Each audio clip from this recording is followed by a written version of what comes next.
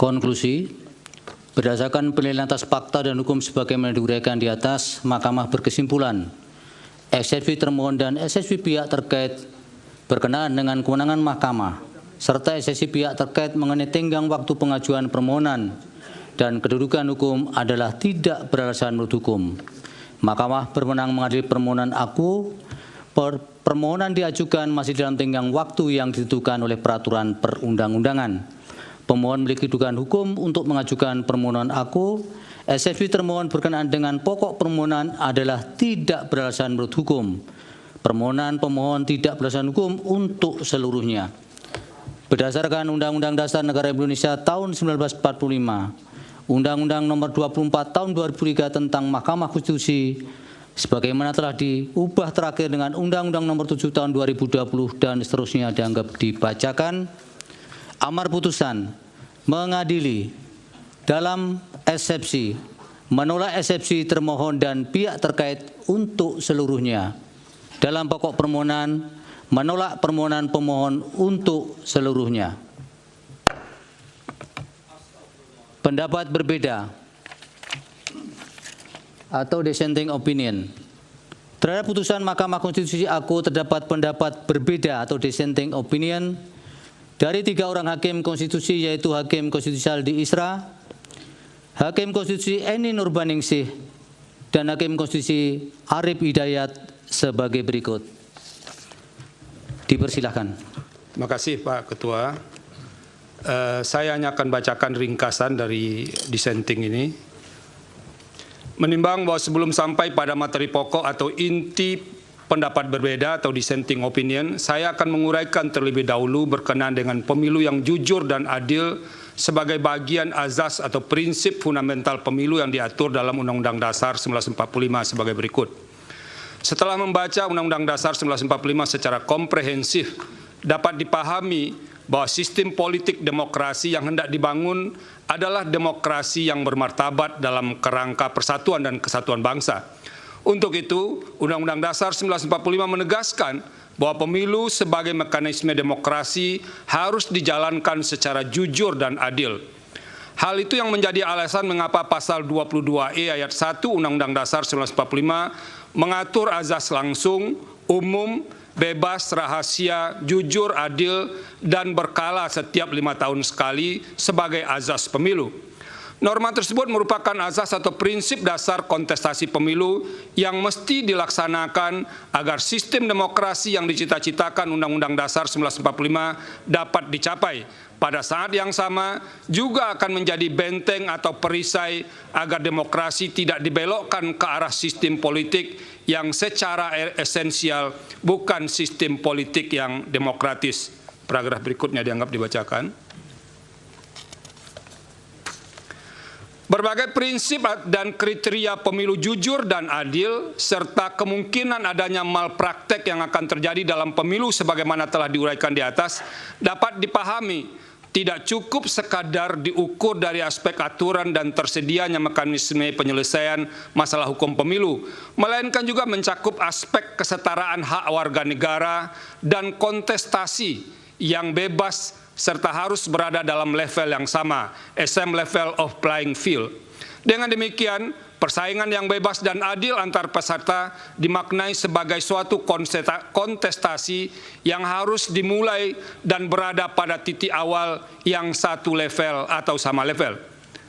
Tak hanya itu, dalam kontestasi, persaingan yang adil dan jujur dipahami pula sebagai upaya menempatkan hak pilih warga negara sebagai hak konstitusional atau constitutional rights yang harus dihormati secara setara tanpa adanya sikap dan tindakan curang di dalamnya. Berdasarkan kerangka teori sebagaimana diulas di atas, maka konsep pemilu jujur dan adil yang dikehendaki Undang-Undang Dasar 1945 dapat dibagi menjadi dua, yaitu pemilu jujur dan adil secara prosedural, serta pemilu jujur dan adil secara substansial. Selanjutnya dianggap dibacakan. Melampaui batas keadilan prosedural, azas jujur dan adil dalam pasal 22E ayat 1 Undang-Undang Dasar 1945 tidak hendak berhenti pada batas keadilan prosedur semata. Jujur dan adil dalam norma konstitusi tersebut menghendaki sebuah keadilan substantif. Bila mana hanya sebatas keadilan prosedural, azas pemilu jujur dan adil dalam Undang-Undang Dasar 1945 tersebut tidak akan pernah hadir.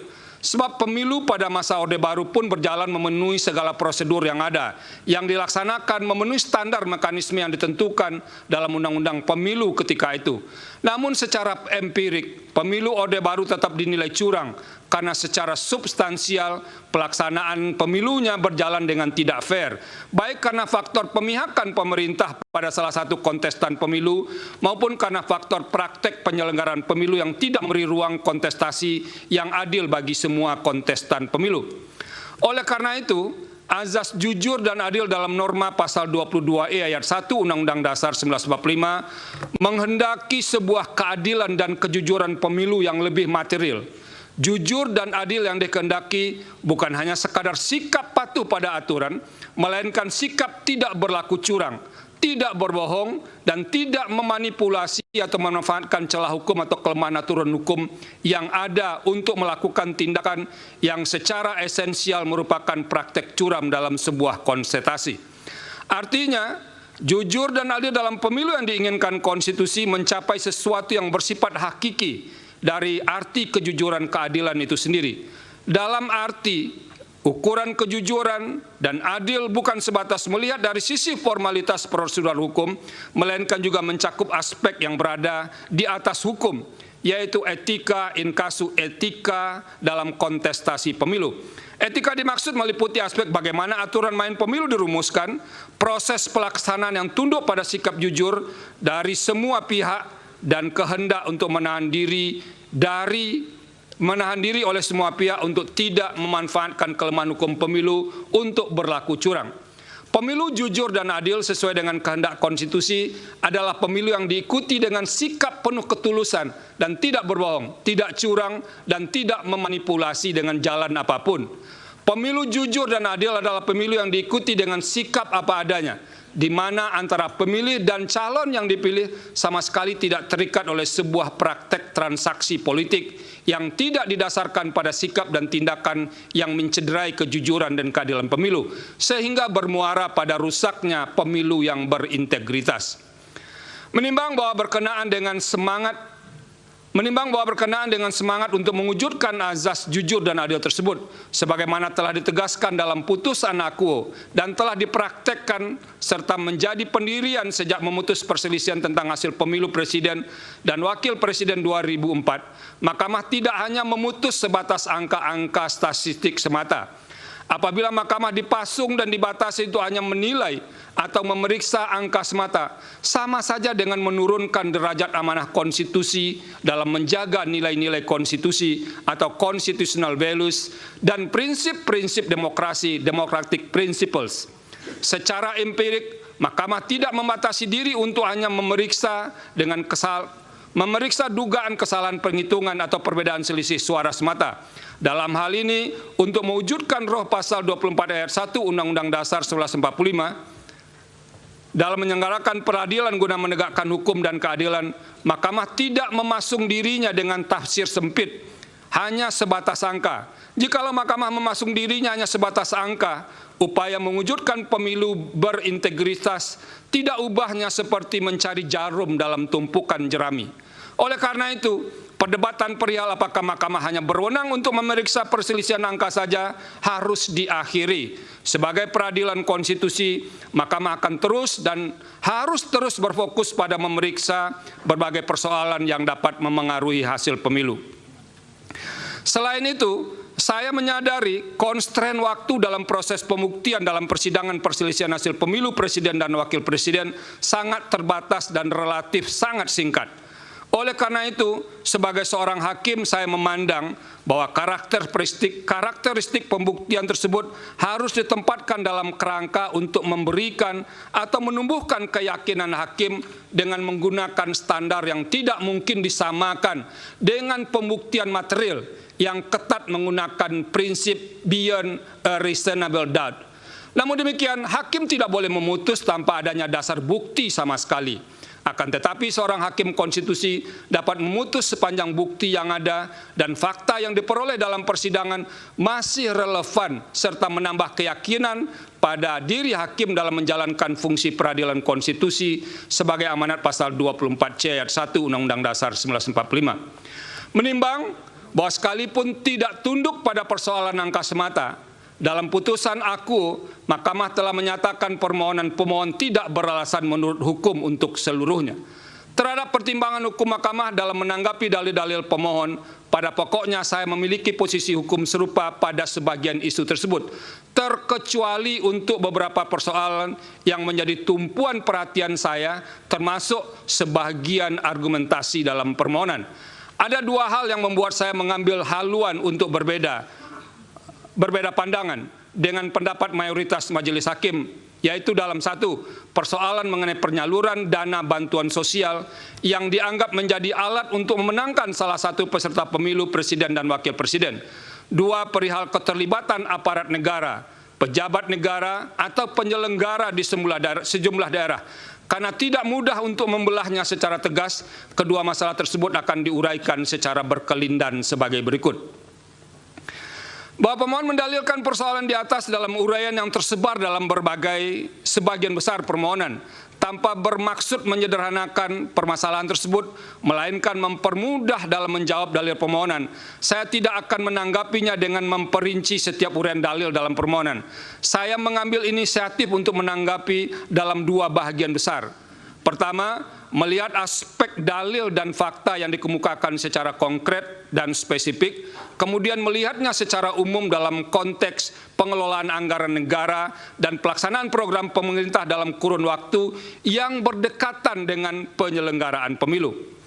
Dalam permohonannya, pemohon mengungkapkan fakta dan kejadian tertentu secara spesifik, yaitu dukungan yang diberikan Presiden terhadap pihak terkait, pasangan calon presiden dan wakil presiden nomor urut 2. Dukungan dimaksud sebagaimana dalil pemohon dilakukan dengan cara mengalokasikan anggaran negara tertentu dan diwujudkan melalui pelaksanaan program pemerintah berupa penyaluran dana bantuan sosial. Ditambahkan oleh pemohon, salah satu mekanisme penyaluran dana bantuan sosial dilakukan dan atau dikemas beriringan dengan kunjungan kerja Presiden ke beberapa daerah. Cara demikian umum pemohon merupakan bentuk kampanye terselubung dan memberi kontribusi besar atau signifikan terhadap penambahan suara pasangan calon presiden dan wakil presiden nomor urut 2. Selanjutnya dianggap dibacakan. Namun demikian, fakta konkret sebagaimana menjadi objek penilaian di atas tidak bisa dilepaskan secara kontekstual atas pengaruh dari unsur-unsur lain yang menimbulkan hubungan sebab akibat. Sebagaimana membaca teks, maka membaca tidak hanya melihat pada huruf mati yang ada di hadapannya, melainkan harus pula mengetahui latar belakang susunan kata dan kalimat untuk dapat memahami makna dari teks dimaksud. Begitu pula halnya dengan membaca sebuah peristiwa. Kejadian itu tidak mungkin berdiri sendiri tanpa ada peristiwa lain yang memengaruhinya. Oleh karena itu, saya akan menilai dalil yang diutarakan pemohon mengenai penyaluran dana bantuan sosial yang dikaitkan dengan pengaruhnya bagi penambahan suara pasangan calon yang mendapat dukungan presiden secara kontekstual. Hal ini pun sejatinya yang menjadi pertimbangan Mahkamah secara umum dengan mengambil inisiatif untuk memanggil dan meminta keterangan beberapa menteri dalam persidangan. Saya percaya Mahkamah pun ingin menggali lebih dalam terhadap dalil-dalil dan fakta yang diungkapkan oleh pemohon dan memeriksa silang dalil tersebut kepada pihak yang berwenang berkenaan dengan penyaluran dana bantuan sosial dikaitkan dengan unsur-unsur lain yang menimbulkan relasi sebab akibat. Ada beberapa hal penting yang menjadi pertimbangan saya terkait dengan isu penggunaan bantuan sosial untuk menilainya dalam konteks yang lebih umum, yaitu mengenai hakikat keuangan negara atau anggaran negara dan tugas pemerintahan serta pelaksanaan program pemerintah yang diimplementasikan berhimpitan dengan waktu penyelenggaraan pemilu, inkasu tahap kampanye dan pemungutan suara. Yang menjadi persoalan besar dalam kaitan antara penggunaan uang dalam pemilu adalah berkenaan dengan sumber dana tersebut. Jikalau uang yang digunakan peserta pemilu bersumber dari keuangan publik atau anggaran negara, maka derajat persoalan yang harus dihadapi akan bertambah berkali lipat. sebab penggunaan keuangan negara yang tidak sesuai dan dapat diartikan sebagai penyalahgunaan kekuasaan. Padahal secara konstitusional, hakikat keuangan negara harus dipergunakan bagi kepentingan umum yang sebesar-besarnya kemakmuran rakyat. Pasal 23 ayat 1 Undang-Undang Dasar 1945, tanpa boleh ditunggangi untuk kepentingan yang bersifat pribadi maupun segelintir kelompok. Selanjutnya dianggap dibacakan. Dalam konteks penyelenggaraan pemilu presiden dan wakil presiden tahun 2024, program pemerintah tidak sepenuhnya dapat dilekatkan dengan aspek teoritis dalam konsep political budget cycle, sebab tidak terdapat petahana dalam pemilihan presiden dan wakil presiden. Presiden yang saat ini memegang jabatan tidak menjadi peserta pemilu, meskipun sebagai pribadi orang yang sedang memegang jabatan tersebut tetap memiliki hak untuk memberikan dukungan politiknya kepada salah satu pasangan calon peserta pemilihan. Konsekuensinya, ia juga diberi dan memiliki kesempatan untuk melakukan kampanye dalam rangka mempengaruhi pemilih untuk memberikan suaranya kepada pasangan calon yang didukungnya. Akan tetapi, dukungan tersebut semestinya adalah dalam kapasitasnya sebagai pribadi dan bukan sebagai pemegang kekuasaan pemerintah yang masih harus menyelesaikan program-program pemerintahannya. Pada titik inilah kemudian yang menjadi sulit untuk menilai tindakan seorang presiden sebelum dan selama penyelenggaraan pemilu. Dalam hal ini, orang yang memegang jabatan tertinggi di jajaran pemerintahan tersebut dapat saja berdalih bahwa percepatan program yang dilakukannya adalah dalam rangka menyelesaikan program pemerintahan yang akan habis masa jabatannya. Namun program dimaksud pun dapat digunakan sebagai kamuflase dan dimanfaatkan sekaligus sebagai piranti dalam memberikan dukungan atas pasangan calon peserta pemilihan presiden dan wakil presiden. Dalam upaya menilai dan memutus persoalan ini, dengan memeriksa secara saksama bukti-bukti yang disampaikan oleh para pihak dalam persidangan, ditambah dengan keterangan yang disampaikan oleh para menteri, fakta persidangan menunjukkan bahwa aturan prosedural pengelolaan anggaran negara telah dilalui secara patut dan layak sehingga dalam proses dan tata kelola tidak mengindikasikan ada kesalahan administrasi. Namun demikian, tugas utama seorang hakim adalah memutus perkara yang diajukan kepadanya, ke hadapannya secara adil. Selain itu, hakim harus menemukan kebenaran sesuai dengan fakta dan didukung oleh bukti yang meyakinkan. Dalam menjalankan kewenangan untuk memutus perselisihan hasil pemilu presiden dan wakil presiden, pemeriksaan persidangan yang dilakukan mahkamah didominasi oleh karakteristik untuk melakukan penilaian terhadap fakta atau judek faksi. Terlebih apabila dalam dalil-dalil yang diajukan pemohon mengemukakan argumentasi atas terjadinya pelanggaran pada aturan pemilu, fakta tersebut pun sedapat mungkin diukur berdasarkan norma dalam aturan hukum pemilu. Saya meyakini bahwa tidak ada hukum, saya meyakini bahwa tidak ada aturan hukum yang sempurna, terlebih sempurna, kecuali hukum yang dibuat oleh yang Maha Kuasa. Aturan hukum yang disebut amat lengkap dan mengatur secara rinci setiap tindakan manusia hanyalah klaim dari pembentuknya semata. Senantiasa akan ada dan ditemukan celah aturan hukum dan kemudian dapat dimanfaatkan untuk memenuhi kepentingan pribadi dan terlindung dari ancaman pelanggaran norma hukum. Begitu pula halnya dengan hukum pemilu. Ada celah hukum dalam hal aturan mengenai penggunaan anggaran negara melalui pengejawantahan program pemerintah pada masa yang berdekatan atau berhimpitan dengan penyelenggaraan pemilu. Di samping itu, pada kasus pemilu presiden dan wakil presiden tahun 2024 pun terdapat kekhususan dalam hal posisi presiden yang bukan berstatus sebagai petahana, bukan menjadi pihak yang terlibat sebagai peserta pemilu, melainkan sebagai pihak yang dinilai memberikan dukungan terhadap salah satu pasangan calon. Hal ini memicu pandangan kritis yang disampaikan oleh sebagian kelompok masyarakat. Dampak yang dikhawatirkan adalah peserta pemilu tidak bermain pada lapangan kontestasi yang sama. Terlebih fakta hukum yang ada di sekitar atau pada tahap kampanye berlangsung, kunjungan presiden ke daerah menunjukkan peningkatan intensitas dibandingkan biasanya. Faktor yang mendukung hal tersebut antara lain adalah keadaan adanya celah aturan hukum dalam Undang-Undang Pemilu yang berpeluang dimanfaatkan.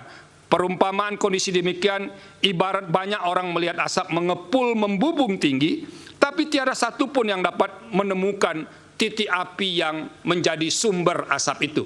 Pada titik inilah moralitas atau etika memainkan peran penting agar tidak memanfaatkan celah atau kekosongan aturan hukum, legal loopholes. Bagaimanapun dampak dari dukungan tersebut kepada salah satu peserta pemilu menyebabkan ketidaksetaraan peserta dalam kontestasi perebutan suara rakyat. Padahal salah satu bentuk nyata perwujudan azas adil dalam pemilu adalah adanya upaya para peserta pemilu berada pada posisi yang setara. Suasana kebatinan demikian seharusnya dipahami semua penyelenggara pemilu dan pejabat negara untuk menerapkan standar etika tertinggi, the highest moral standard. Berdasarkan pertimbangan di atas, secara kelembagaan, saya memahami posisi mahkamah atau mayoritas hakim yang terkendala oleh banyak pertimbangan, terutama soal bukti dan penilaian atas bukti yang sehingga tidak dapat bergerak lebih jauh. Namun demikian, secara pribadi, sebagai hakim, saya memiliki keyakinan yang berbeda. Saya ulangi, maaf. Namun demikian, secara pribadi, sebagai hakim, saya memiliki keyakinan yang berbeda dengan sebagian hakim yang lain. Dalam hal ini, terdapat fakta persidangan perihal pemberian atau penyaluran bansos atau sebutan lainnya yang lebih masif dibagikan pada rentang waktu yang berdekatan atau berhimpitan dengan pemilu. Praktek demikian merupakan salah satu pola yang jamak terjadi untuk mendapatkan keuntungan dalam pemilu yang disebut dengan electoral incentive. Keterlibatan beberapa menteri aktif yang menjadi tim kampanye dalam membagi bansos terasosiasi dengan jabatan presiden secara langsung maupun tidak langsung sebagai pemberi bansos memunculkan atau setidaknya berpotensi atas adanya konflik kepentingan dengan pasangan calon. Sementara itu merujuk fakta yang terungkap dalam proses persidangan. Menteri yang terkait langsung dengan tugas tersebut, inkasu Menteri Sosial, yang seharusnya memiliki tanggung jawab terhadap pemberian bansos, menyampaikan keterangan bahwa tidak pernah terlibat dan atau dilibatkan dalam pemberian atau penyaluran bansos secara langsung di lapangan. Selain itu diperoleh pula fakta dalam persidangan bahwa terdapat sejumlah menteri aktif yang membagikan bansos kepada masyarakat, terutama selama periode kampanye. Kunjungan ke masyarakat itu hampir selalu menyampaikan pesan bersayap yang dapat dimaknai sebagai bentuk dukungan atau kampanye terselubung bagi pasangan calon tertentu. Padahal ketika kegiatan para menteri membagikan dana bansos atau dana lain yang berasal dari APBN, norma pasal 281 ayat 1 Undang-Undang Pemilu antara lain menyatakan, menteri harus memenuhi ketentuan tidak menggunakan fasilitas dalam jabatannya kecuali fasilitas pengamanan bagi pejabat negara sebagaimana diatur dalam ketentuan peraturan perundang-undangan dan menjalani cuti di luar tanggungan negara. Berdasarkan pertimbangan hukum dan fakta tersebut, pembagian bansos atau nama lainnya untuk kepentingan elektoral menjadi tidak mungkin untuk dinafikan sama sekali. Oleh karena itu, saya mengemban kewajiban moral atau moral obligation untuk mengingatkan guna mengantisipasi dan mencegah terjadinya pengulangan atas keadaan serupa dalam setiap kontestasi pemilu. Terlebih dalam waktu dekat yang hanya berselang berbilang bulan dan akan dilaksanakan pemilihan kepala daerah dan wakil kepala daerah serentak secara nasional. Penggunaan anggaran negara atau daerah oleh petahana, pejabat negara, atau oleh kepala daerah demi memenangkan salah satu peserta pemilihan yang didukungnya dapat dimanfaatkan sebagai celah hukum dan dapat ditiru menjadi bahagian dari strategi pemilihan. Dengan menyatakan dalil akuo terbukti, maka akan menjadi pesan jelas dan efek kejut, deterrent efek kepada semua calon kontestan dalam pemilihan kepala daerah dan wakil kepala daerah bulan November 2024 yang akan datang untuk tidak melakukan hal serupa. Dengan demikian, saya berkeyakinan bahwa dalil pemohon terkait dengan politisasi bansos beralasan menurut hukum. Bahwa dalam kaitan dengan dalil di atas, pemohon mengemukakan beragam tindakan yang dilakukan oleh aparat atau penyelenggara negara disertai dengan alat bukti untuk mendukung argumentasinya. Dalam persidangan, termohon telah menyampaikan sanggahan terhadap beberapa dalil yang disampaikan pemohon, dan Bawaslu serta pihak terkait pun telah memberikan keterangan serta bantahan ihwal dalil akuo. Salah satu posisi atau jabatan pemerintah yang kerap muncul dalam fakta persidangan adalah persoalan netralitas penjabat atau PJ kepala daerah dalam proses pemilu. Sebagaimana kita pahami, PJ kepala daerah yang terdapat di sekitar PJ Kepala Daerah yang terdapat di sekitar tahapan pemilu 2024, ini maaf tolong diperbaiki 2024, termasuk pemilu presiden dan wakil presiden merupakan konsekuensi masa transisi menuju penyelenggaraan pemilihan kepala daerah dan wakil kepala daerah serentak pada bulan November 2024. Sebagai PJ Kepala Daerah, mereka bukan berasal dari hasil pemilu, tapi ditunjuk oleh pejabat yang berwenang, inkasu Menteri Dalam Negeri atau Presiden. Secara normatif, eksistensi PJ Kepala Daerah didasarkan pada norma 201 ayat 9, ayat 10, dan ayat 11 Undang-Undang 10 2016. Artinya, pengisian PJ Kepala Daerah telah direncanakan dan diatur jauh sebelum penyelenggaraan pemilu 2024. Selain berkenaan dengan PJ Kepala Daerah, Kepala Desa termasuk salah satu aparatur negara yang kerap didalilkan pemohon, khususnya terkait dengan netralitas aparatur penyelenggara. Ikhwal hal tersebut didasarkan pada fakta di persidangan, terdapat banyak laporan kepada pengawas pemilu terkait dengan netralitas PJ Kepala Daerah, karena dinilai memihak kepada salah satu pasangan calon. Selain itu, pengerahan kepala desa pun menjadi fakta yang dilaporkan dan juga muncul di persidangan. Setelah membaca keterangan Bawaslu dan fakta yang terungkap di persidangan, serta mencermati alat bukti para pihak secara saksama, saya menemukan bahwa terdapat masalah netralitas PJ Kepala Daerah dan pengerahan kepala desa yang terjadi, antara lain di Sumatera Utara, Jakarta, Banten, Jawa Tengah, Kalimantan Barat, dan Sulawesi Selatan. Adapun bentuk ketidaknetralan PJ Kepala Daerah diantaranya berupa penggerakan ASN, pengalokasian sebagian dana desa sebagai dana kampanye, ajakan terbuka untuk memilih pasangan calon yang memiliki komitmen untuk melanjutkan IKN, pembagian bantuan sosial atau bantuan lainnya kepada para pemilih dengan menggunakan kantong yang identik dengan identitas pasangan calon tertentu, penyelenggaraan kegiatan massal dengan menggunakan baju dan kostum yang menonjolkan keberpihakan kepada pasangan calon tertentu, pemasangan alat peraga kampanye di kantor-kantor pemerintah daerah, serta ajakan untuk memilih pasangan calon di media sosial dan gedung milik pemerintah. Selain soal netralitas PJ Kepala Daerah, terungkap juga sebagai fakta di persidangan adanya pengerahan atau mobilisasi kepala desa, antara lain seperti di Jakarta dan di Jawa Tengah. Berbagai bentuk ketidaknetralan tersebut telah dilaporkan kepada Bawaslu dan sebagiannya terbukti. Terhadap laporan yang terbukti tersebut, Bawaslu telah merekomendasikan kepada instansi terkait seperti Komisi Aparatur Sipil Negara untuk menindaklanjuti karena terbukti melanggar peraturan perundang-undangan lainnya. Berkaitan dengan ketidaknetralan tersebut, KASN pernah merilis hasil survei pada Desember 2023 yang menunjukkan bahwa sebagian PJ Kepala Daerah dinilai belum optimal dalam pengawalan netralitas ASN. Salah satu penyebab utamanya adalah intervensi politik sehingga membuat ASN melanggar netralitas. Sementara itu, sebagian laporan yang disampaikan kepada Bawaslu dinilai tidak terbukti karena tidak memenuhi syarat formil atau material. Namun Bawaslu tidak memberitahu kekurang lengkapan syarat dimaksud.